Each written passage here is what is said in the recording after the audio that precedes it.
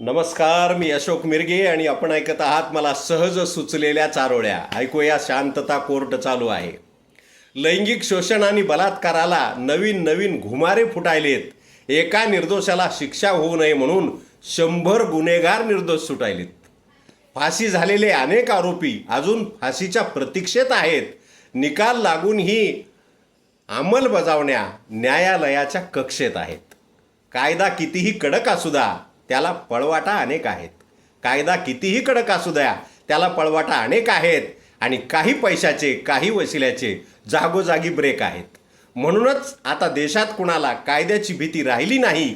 लहान थोरांच्या वागण्यात, बोलण्यात संस्कार आणि नीती राहिली नाही. मिसूरनं फुटलेला नातू इथे आजोबाला शिकवू लागलाय आणि समाजसेवेच्या नावावर कुणी आपली खुर्ची टिकवू लागलाय. बरोबर आहे की नाही? धन्यवाद.